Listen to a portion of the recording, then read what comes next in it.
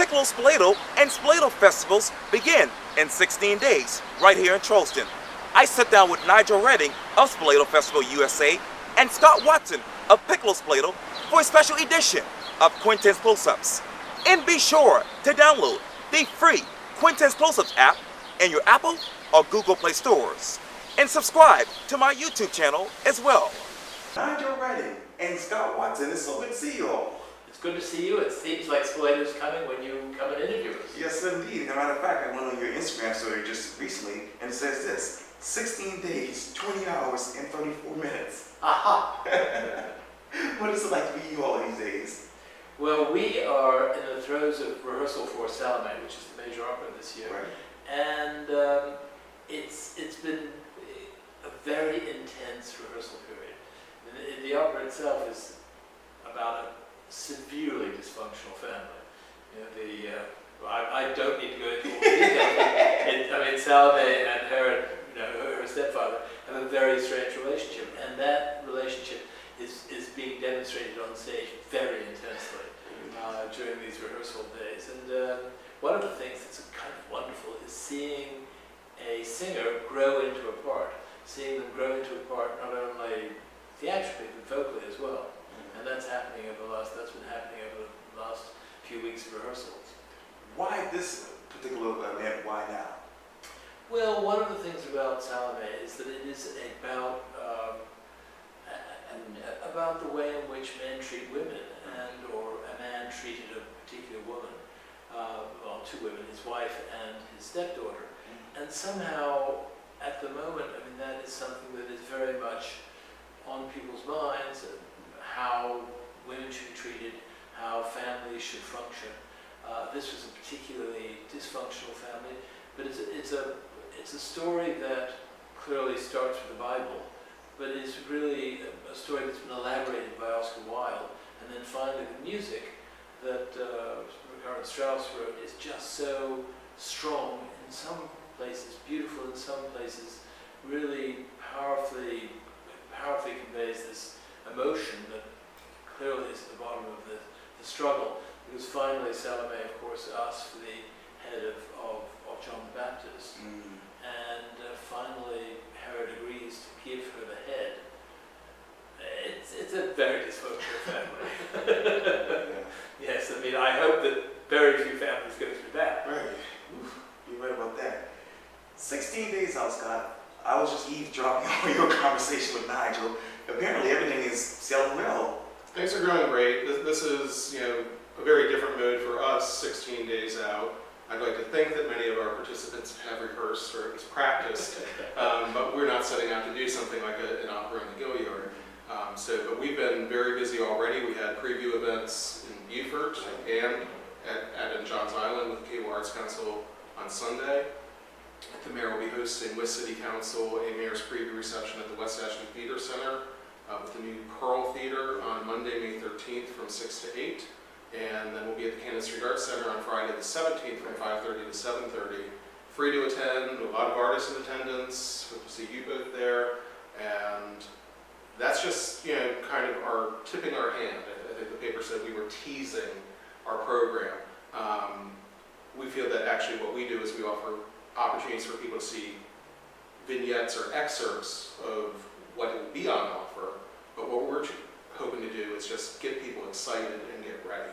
We want them to come to both festivals early and often, and I think our next step, beyond getting all the last details dialed in, I'm actually still programming a few pop-up things. We're about to announce that Cornelius Eady, the poet, will be coming down with his musical trio to do a performance that we were able to make happen at the last minute, and that's often how we work.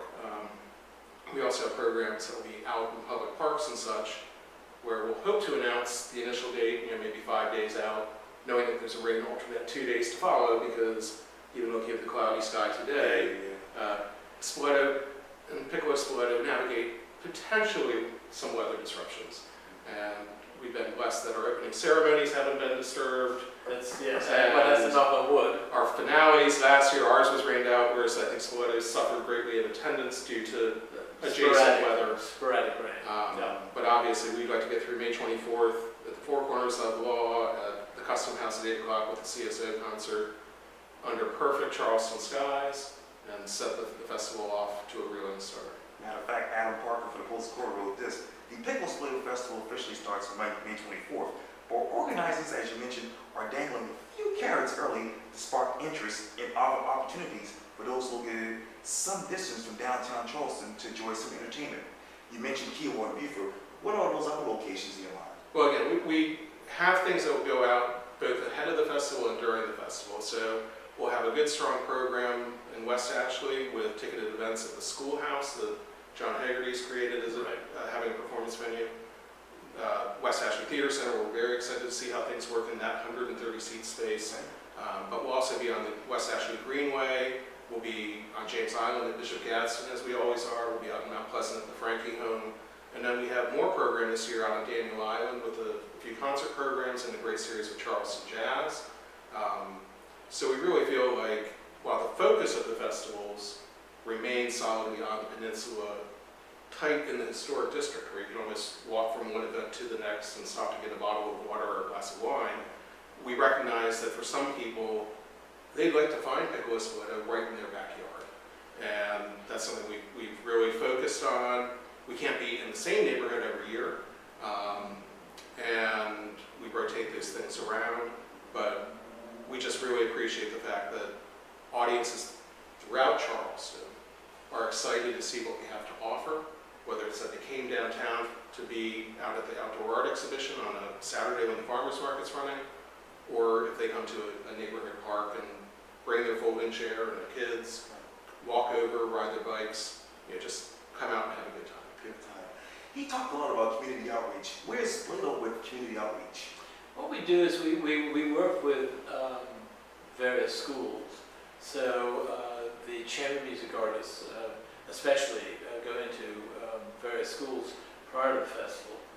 And then they have done special performances for school children that are not really part of the published program. They happen at different times, to some extent because they're aimed at relatively young children who probably need to have some breaks between, or deal with music in a somewhat different way. We also have a kind of a petting zoo for the instruments, so they can come and touch the violin and so on, and really see how those instruments work. We also have a special program for children who are on the spectrum. Again, children who don't necessarily react to performances in the way that mainstream children might, and this is an opportunity for them to react how they wish to react. And it means that they really are accepted and appreciated as an audience. We do master classes with some of the dance companies that come in, and those are also something that are special to do. We've been doing a series of salons to talk about the program. They're aimed obviously at adults. We have one tonight, Tuesday night here in 14 George. So what we try to do is to have programs that are aimed at specific groups in the community that are not really aimed in the same way that Piccolo Spoleto is, because clearly we are effectively one large idea that happens during this time of year, and certainly there's not really, I would say there's not competition between Piccolo Spoleto and Spoleto. There's a real synergy, which is, I think, wonderful, and wonderful for the community, and wonderful that Piccolo Spoleto is embracing the community all the way to Beaufort. How do you keep this synergy going 5, 10, 15, 20 years from now? I think that it's, I mean, certainly Scott has been a wonderful colleague, and I trust that, I hope I'm a reasonable colleague. Okay, you're on the spot, Scott. You can say no, but what the heck. But I think that clearly it's about people accepting an idea, and it's about leadership. Certainly the mayor, I think, has, Mayor Riley embraced Spoleto fully before actually the festival began, and Mayor Tecklenburg, prior to being mayor, was an audience member and a participant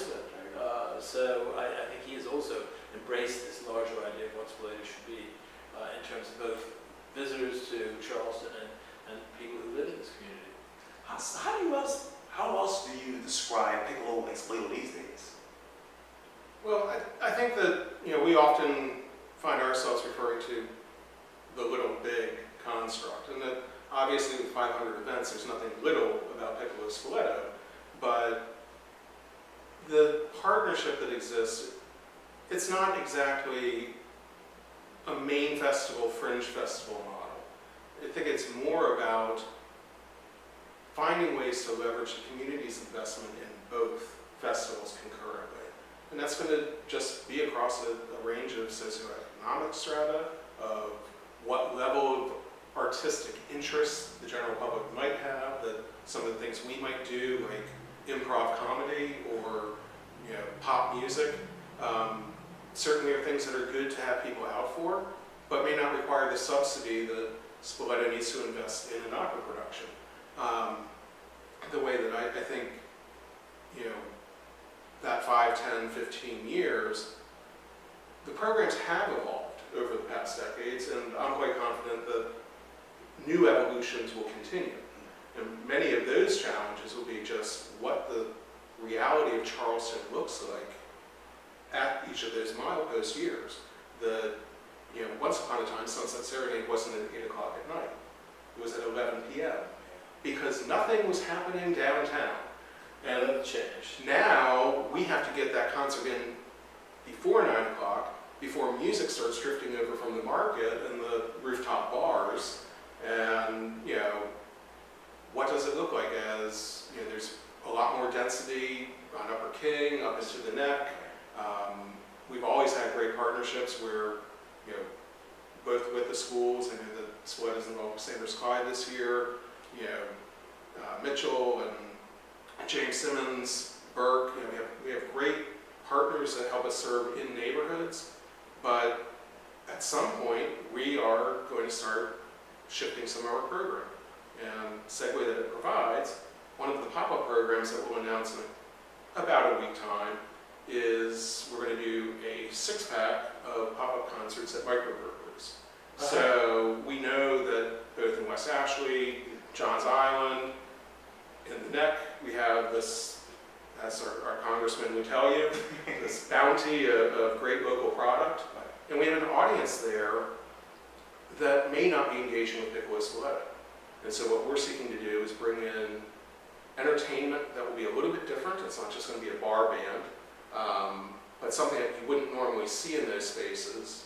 And hopefully we'll get people to migrate on Tuesday, Wednesdays, and Thursdays over the 2 weeks of the festival to complete the 6-pack, whether they hashtag it or get a stamp on a card or something. And we'll be happy to give them a poster and a fist bump and an emoji and whatever Facebook likes we're supposed to for this generation, that we hope then that will clue them in and get them excited about other things that they can participate, not just with us, but maybe they'll want to come to the Spoleto finale on Sunday the 9th. And let me pick up right there, the Spoleto finale. What can we expect this year in your mind? Well, we've got a new location. We're at the Waterfront Park in North Charleston, so which I think is a beautiful location, and I think will be quite different from the Joe where we were last year. The Joe was a great location, but it's not available at the time of the finale this year, and Waterfront Park offers the opportunity for fireworks and so on, and also the opportunity for people to have picnics, which I think they really liked, and they missed that at the Joe. And so it's one of those communal events where people come and they bring, I shouldn't encourage them to bring anything to drink, except something soft, but who knows, people bring in whatever they bring. They can bring their ID. Yes, buy from the concession. There you go. yeah, something like that.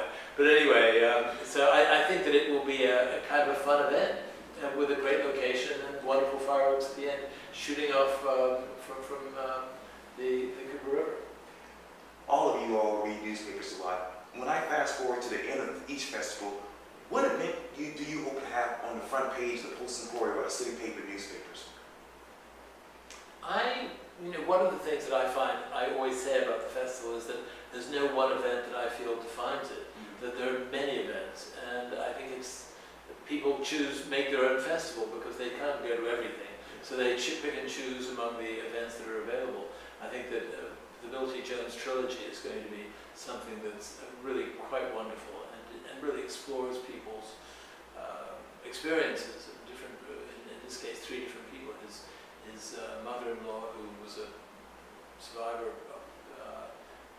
who was in the Jewish resistance during World War II, his nephew, who joined the army and succumbed to drugs but did not fortunately survive, and then this imaginary person who had turned his life into something that was kind of wonderful and unexpected. And I think that what I hope Spoleto does is and Nicholas Spoleto, is to give people stories that they can grasp onto, that stories that somehow speak to them, speak to them deeply. And those stories don't have to be, kind of theatrical stories. I mean, they can be musical stories. They can be something that really does capture the imagination. And one of the things that I'm also intrigued by is the idea of trying to look at Shakespeare from the point of view of someone who was alive 400 years ago, when Shakespeare was part of a troupe of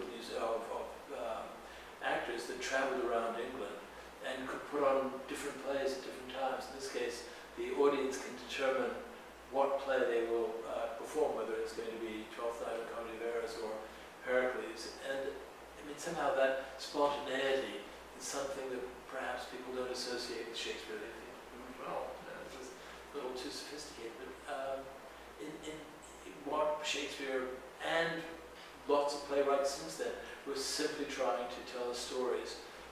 One of the great stories that's going to be told is the story of 1001 Nights. And that's going to be told in a play that says, don't pay attention to the girl. Because of course Scheherazade was trying to avoid attention, so she wouldn't be killed every night.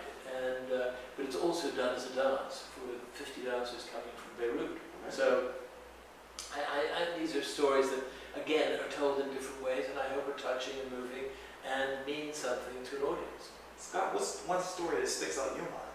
Well, I would hope the story at the end is that the participating artists say this was the best Spoleto and Piccolo Spoleto ever. That, it's important that we make the artwork available to the audience and that the community's engaged. But I really hope that many of the things we've endeavored to do at Piccolo Spoleto are providing a better platform and a more professional experience for our participating artists. It's very hard. We have limited resources. We can't just write checks to pay for people's direct costs. Most of our participants hold financial risk for their performance. But when you see, somebody who submitted to be in our juried art show at City Gallery, and they're there with their artwork on view and showing it off, at a reception, or you hear one of the poets at the Sundown Poetry Series at the Oxford Courtyard, who their honorarium probably won't cover their gas to get down here, let alone where they're going to stay for the night. We really want to make sure that it's of value and they feel not just embraced and supported by the festival, but that they had a platform to take some creative risk that they might not otherwise. And the bigger audience that Spoleto offers versus the other weeks of the year allows us to do that. We can ask people to do something different from what you would do as part of your season and do it for Piccolo, and recognize that we do have more people focused on the arts over these 17 days, and hopefully they'll discover something as an audience member that came as a complete surprise. And equally that those things that they came in, whether it's people coming for the Westminster Choir or for an opera, many of those audience members have a very high standard of expectation, and I have every confidence the festival will continue to exceed what the incoming audience thinks they're going to encounter, and that everybody goes home happy. And if I want to get tickets, SpoletoFestival.org. SpoletoUSA.org. PiccoloSpoleto.com. We also are open daily at the Gilliard, 9 to 5. As are we. Yeah. And it's a great point of information. Obviously, with 500 events in this catalog, some things are subject to change in terms of a curtain time or an added performance. So far, I don't think we've had any disruption. But the honest truth is, with our program, if somebody has a lot of advance sale and heavy walk-up, we will add performances. So the website really does have the most current information. You can buy your tickets at 2 o'clock in the morning. I really appreciate the people to do that, just when I wake up, whether it's in the middle of the night at 4 o'clock or at 6:45, and I check where our levels are. I do see that some things were moving before 9 o'clock. And again, it's a great time of year. The whole energy right now is just about anticipation and getting ready for those 17 days. But that's just because we know how much it means to the artists, how much it means to the community, and Charleston wouldn't be Charleston without Spoleto. Well, I'm glad you feel that. I certainly endorse that completely. That's so great to hear. Well, Nigel Redden and Scott Watson, thank you so much for your time. I really appreciate this. Thank you, Ben. Thank you, guys.